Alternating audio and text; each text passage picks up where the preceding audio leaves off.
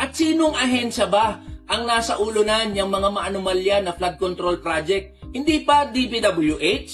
Kaya sa'yo, Secretary Bonoan, kung may kaunti pa na kahihiyan dyan sa katawan mo, have the courtesy, umalis ka na dyan, bumaba ka na sa pwesto mo. Ngunit ang sabi ni DPWH Secretary Manuel Bonoan, ang sabi raw sa kanya ni Marcos ituloy niya ang pag-iimbestiga niya sa DPWH. Which is kind of weird kasi I don't think you can honestly investigate yourself or your command. Kasi again, ikaw ang may implicate niyan. Kahit na sabihin mong walang korupsyon na nangyari sa'yo. The fact na may nangyaring korupsyon in your underlings to this degree, ganito kataas at ganito ka widespread.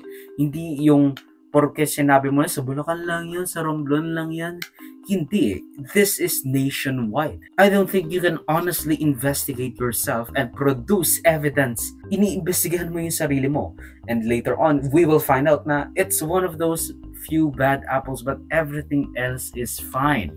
Okay? Na hindi natin kailangan ng reshuffling dito. It's just that palitan natin yung iilan na tinuro namin as the scapegoats. Which is not good. It's on the pleasure of the president. So I'm the one ng president. In the last time I saw the president was actually, and he told me to continue the investigations that I'm doing actually. So, ibig sabihin, you will be a good soldier. Sabi ng presidente, ituloy mo yung investigasyon, itutuloy ng Secretary Bonoan. Tuloy, and I will not, tuloy na tuloy, Alvin. I think,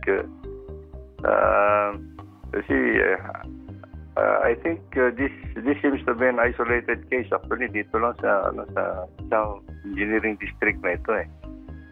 Kasi alin po yung isolated case, Secretary? Yung sa Bulacan? Yes.